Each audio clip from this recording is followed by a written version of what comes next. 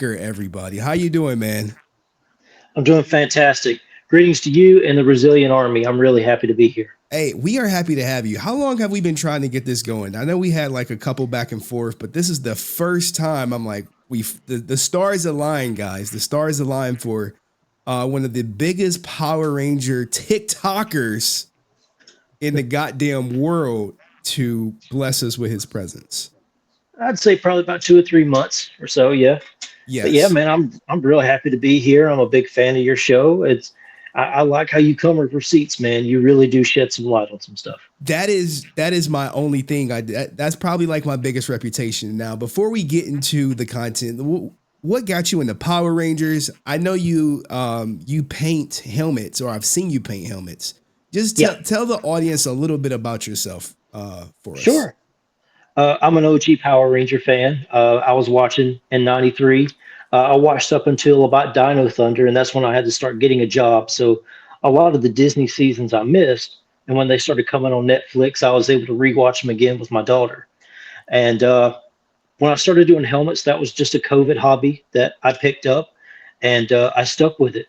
We paint helmets the same way I fix cars. I've been in the collision industry since 2007, and Nice. Bondo and Primer is right up my alley. So Yes, guys. next design it comes from I'm gonna Sparta. mute this, but I just want to. I want you guys to see some of his work. And I think ain't this for the guy who had like the $6,000 Power Ranger outfit at the I think it was PMC or something. The Green Ranger pimp outfit. Oh no, that one is for my good buddy, the Green Spartan Ranger, and Justin. He's a big, just he's a big teddy bear. He's like 6'5", and I love him to death. And I saw his helmet, and I'm like, I gotta have that helmet. So I asked my good buddy Kevlock, who prints all my stuff. He sent it to me, and I just had to paint it. I still haven't Ah, put a visor in it yet. okay. All right. So guys, this is me promoting Dallas Tucker, man. Go support him. He support me, and typically the way it works, people support me, I support them, and I try to I appreciate that. hopefully the army come support you. But Yeah. I got you here to talk Hmm. about something that you said about the Aaron audio. Yeah. We've had some disagreements in the past, little ones where like the Ricardo Medina where he's like, hey man, it was self defense, and I was like, no, his sister went around banging everybody to get a Yeah. conviction, and I'm like, here's the I video, saw that. here's the video. Yeah, they conveniently left that out of that HBO documentary. I saw that. Oh, I know, right? And I'm like, how are you going to interview her? And she has this audio out there, this video interview where she's like, oh yeah, I went around banged every cop, ever asked for every person in law enforcement to overturn the to self defense, and they and got the conviction. Yeah. Um, I thought that was wild. But speaking of that, what did you think of the whole the Hollywood Demons Power Rangers episode? Like what were your takeaways from it? Because you probably knew probably most of the stuff being the insider you are. I did. I like seeing more of why Twee, Walter, and Austin left, knowing that Twee kind of blamed herself for the way she presented that. But a lot of times, I mean, when you come to a big boss man like that and go, hey, this is all your fault, yeah, you're going to lose that battle. You I'm know, not. there's, Yeah, yeah. yeah, When she did that, I'm like, when Walter Austin did their While We Left Power Rangers, they conveniently left out that whole Twee had a moment at a podium at a corporate event calling out the owners for not paying them as much. I yeah, was like, where was that at? And they also left out the fact that they wanted a percentage of the toy sales. yeah. So I'm like, they're just misleading the audience and thinking they just left for low pay. I'm sure that was a factor, but they also kind of shot themselves in the foot. Yeah. But Let that be a life lesson to you. Never go to your boss and go, I don't make enough. Because in his mind, he does. You need to figure out a different way to say that. Because that's never worked with being a supervisor. That's not going to work with a boss man. I can tell you that right now. yeah, man, I've had people make snide comments about me. I'm like, dude, y'all in a union contract. If you want more pay, you need to negotiate better. Yeah. But that's Yeah. neither that's neither here nor there. So Yeah. let's get into this Jason David Frank leaked audio. Let's just play the intro, if you will, and Yeah. then we'll get your reaction to it. On the screen. No, it's not. Well, the money Nothing. stuff. Yeah, he hides Nothing. Nick a lot. But you know the money situation I text you? Mhm. That was the deal. We got $4 million. He takes $2 million to direct. And I'm like, what the fuck is that? Like, if we got $4 million to do something, you want $2 million to direct? Well, that's the deal. Dude, No, on the screen. On the screen. no, it's not. Well, dude, $2 million to direct a $4 million movie. I can't raise $4 million and pay you $2 million. What the fuck is that? That's dumb. You know what I mean? Like, Yeah. if I got 500, he wants at 500,000, even a $500,000 budget, he wants 250, half. Now, hold on. Jeez, I gotta shrink something There are down. lots of fans. I gotta shrink something down. What did you think about that? What was your first impression when that audio came out? Well, the biggest thing I listened to is when you first said, take this with a grain of salt. I want to fully encourage the Power Ranger community. When someone says that, please do take it with a Mixed grain of feelings. salt. And we always want to give, as much as we don't like somebody, trust me, I am not in Aaron's camp. Believe me, I don't like Aaron. I have seen his interactions on in his comment section. I was a car salesman for 6 months, and they teach you how to be, I don't want to get you stream banned, but they teach you how to be a straight-faced bullshitter. That's what Aaron is. He can't look you in the eyes when he's telling you something. He's doing this, man, and I know what we're talking about, and you're just not letting me speak. You know, he's not looking at you because it's difficult to tell a lie and look at someone when you're lying to them. And I mean, that's what I don't like about it. But we do have to give someone the benefit of the doubt. There are some places in the audio where it's chopped up, where it has been tampered with. So I'm sitting here going, okay, here's some evidence. It might be true. It might not. And of course, there are other things. And there is something that I did want to tell you. I was at GalaxyCon 2021, and JDF was there. And he did back up that him and Kyle Higgins did have a rocky past, or him and Kyle Higgins did have a back and forth about Lord Draken and the Soul of the Dragon comic. Because JDF blatantly said, that was my idea, and they took it from me. There's also a 2020 interview he does with GalaxyCon, and I think Amy Jo and David Yost, they're there. And he tells Amy Jo, hey, you better be careful what you say on here. Someone will hear your idea, and they're going to take it. And I get that now because somebody did that to him multiple times. So, yeah, I can understand where he was coming from. And there was a lot of evidence to back up what was going on in this audio. And I have listened to the other evidence. And, yeah, man, this seems legit. Like, I don't, if it was only like a 5-second clip, then I could say, yeah, that's out of context. But, you know, the whole 24, 25 minutes, that's not context, man. That's the whole story, you know? Now, we recently did have Aaron go live and say that, yeah, when the budget was 500,000, that he did request half. Did you watch that clip by any chance? I did. And I immediately Googled, like, hey, how much do directors make? And a lot of times they barely take like 10% of the budget, you know, and they get the royalties later on. Yo. I mean, and I understand maybe he's wearing more than one hat. Maybe he's doing the sound and the CGI. I don't know what all he's doing, but you definitely don't take half the entire budget, you know? I mean, I doubt even Jason Font or Johnny Young Bosch would have said, okay, I'll take, you know, $1.5 million. I doubt that would have happened, you know? So yes, man. Aaron keeps blatantly cooking himself, and now what's happening is he's doing live streams and he's saying he's letting little things drop, like, oh, we haven't reached out to Netflix. And I got like at least 2 people saying that he did reach out to Netflix.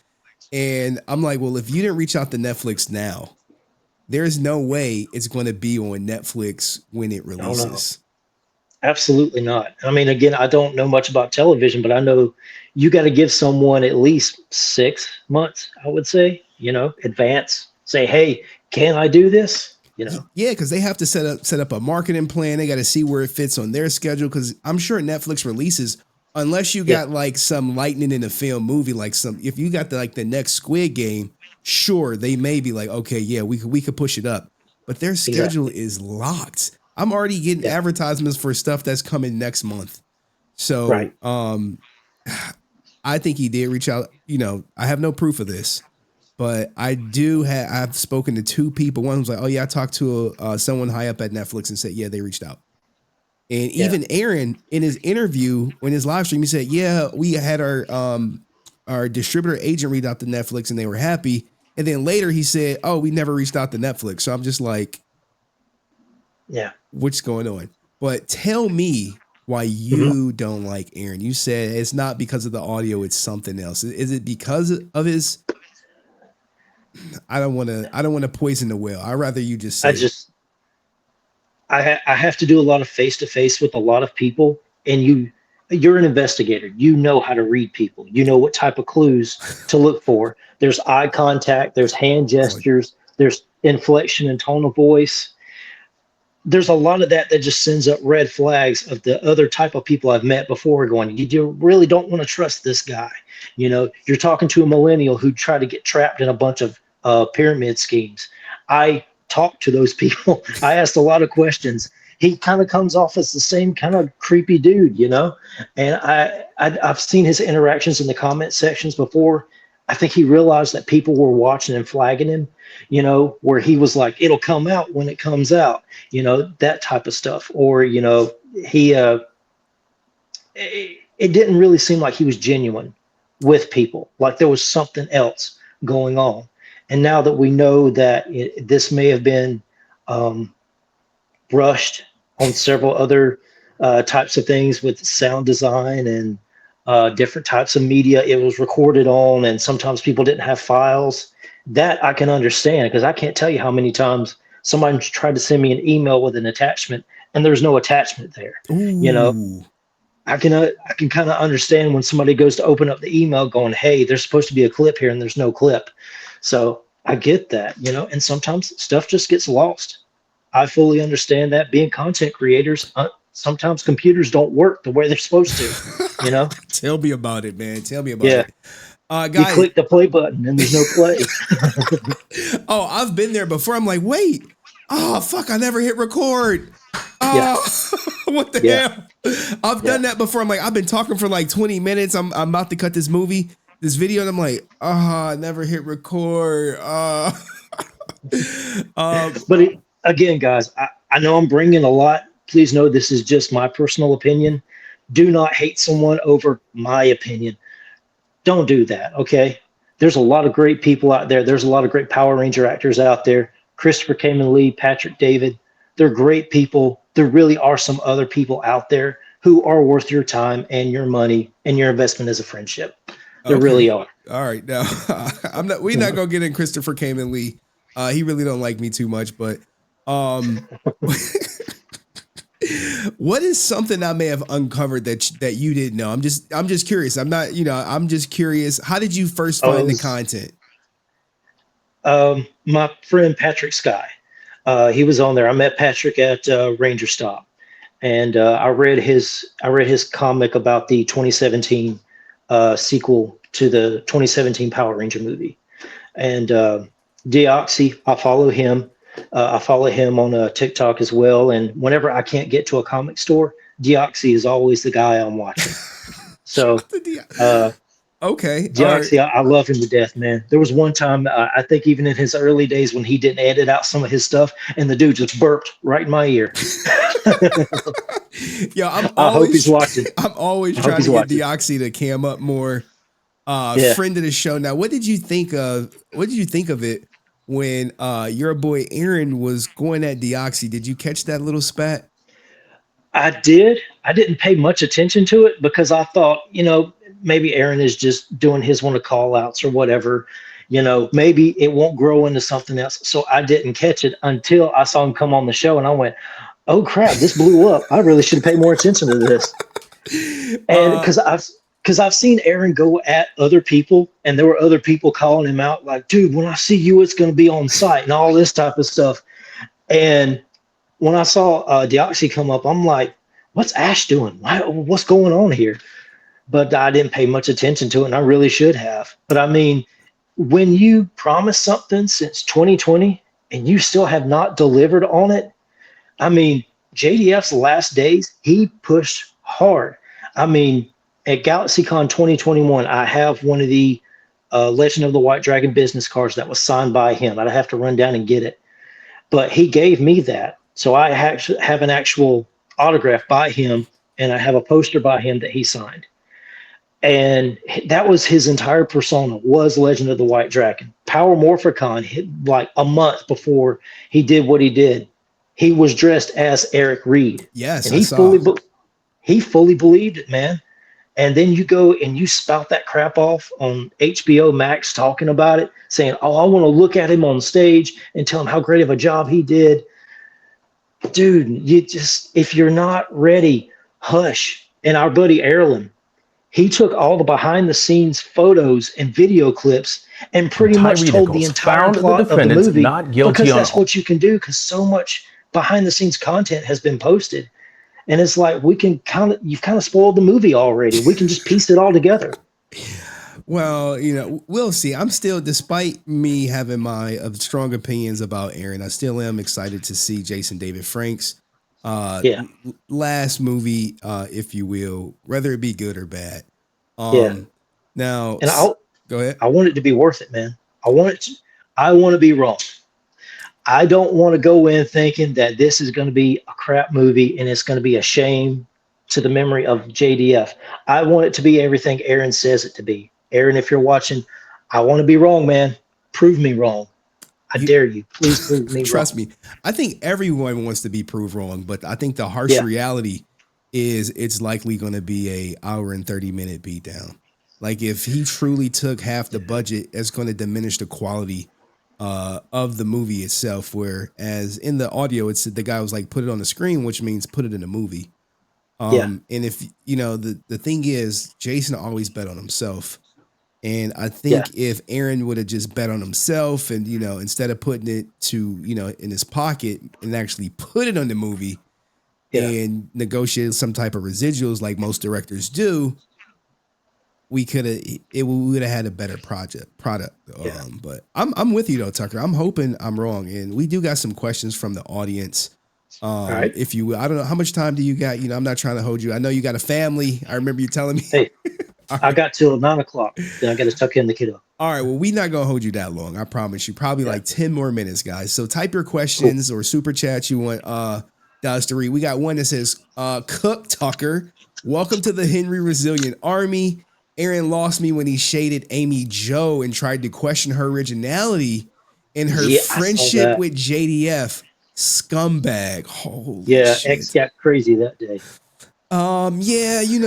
Aaron has I'm about to release some more emails where Aaron thinks that people are taking his comic ideas, and he's like, oh, we told him about doing older Tommy, and they just took our idea, and Jason's like annoyed, and you'll see it when it comes out, man. It's all buttoned up for you. Now we got a question. Do you know, hold on, where is this god doggone tab at that people are like, ask him. Do you know Brent Pham? Oh yeah, absolutely. I saw some of his interactions and everything. And I mean, I honestly hate what happened to him with David Yost. I don't know if I could get along with the guy, but I mean, after a few drinks, we might have something in common, I'm not going to be mean to the guy, but respectfully, I'll disagree with a lot of his takes on a few things. He is a huge Austin St. John is innocent. He's not a criminal thing. So we have. I wish I could believe that. What are your thoughts on Austin St. John, if you will? I keep hearing from people close to him that he is a humble person. I do think he has studied martial arts. I don't think he's as good as he claims to be. There are a lot of things he said in his Q&As where I'm sitting there going, bro, that's just not believable with the kumite. And I watched the behind the scenes thing from where JDF was filming behind the scenes for Forever Red, and Christopher Camille sitting in the chair going, yeah, I killed a guy in the ring.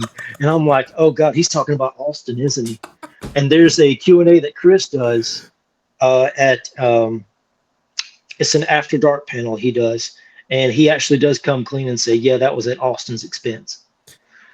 But I hate that Austin blocked me on some of the things where he he did, and when because I was in the comment section when the whole Hitler T-shirts came out.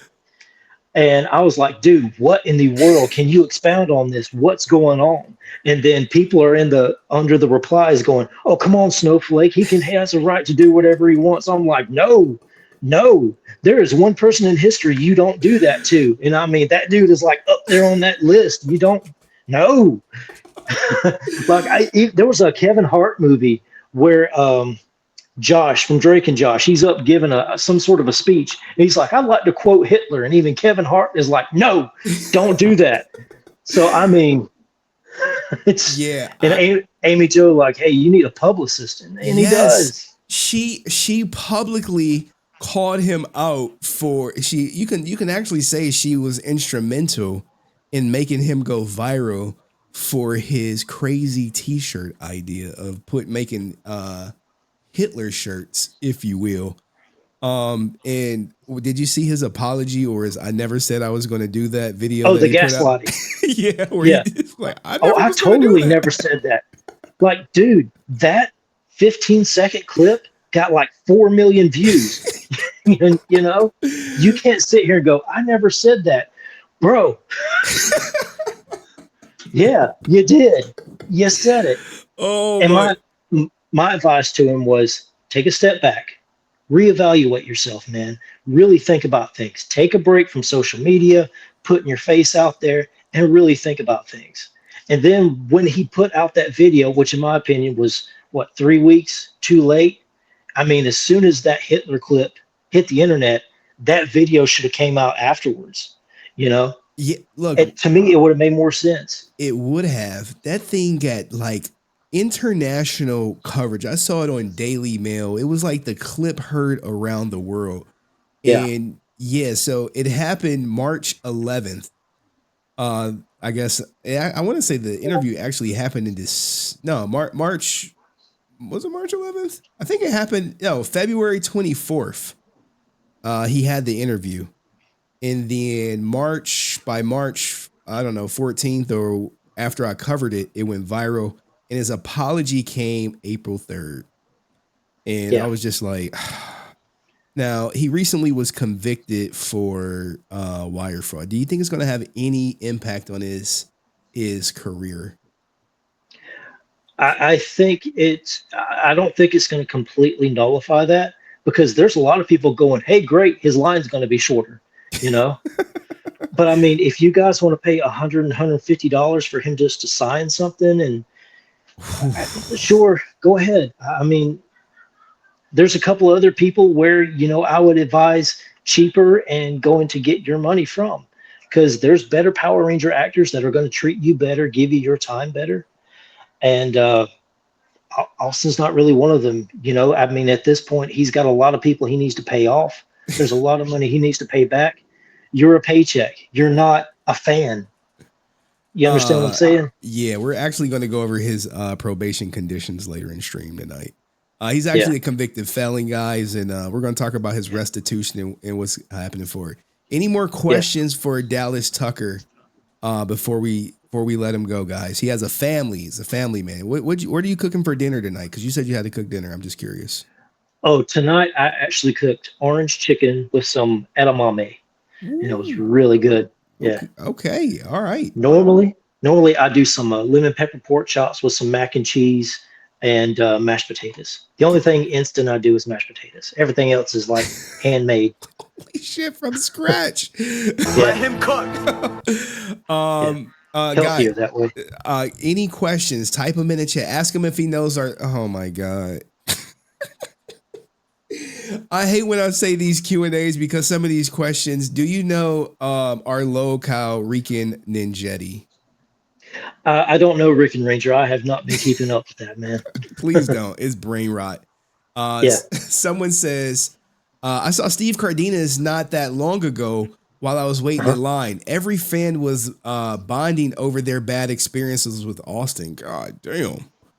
Yeah. Um, I've had good interactions with Steve Cardenas. I was at Ranger Stop last year. He was at the bar, and I came in my Power Ranger suit. And normally, when that happens, you see the actors kind of run. Steve come up to me, patted me on the shoulder, says, "Dude, you look like a Power Ranger."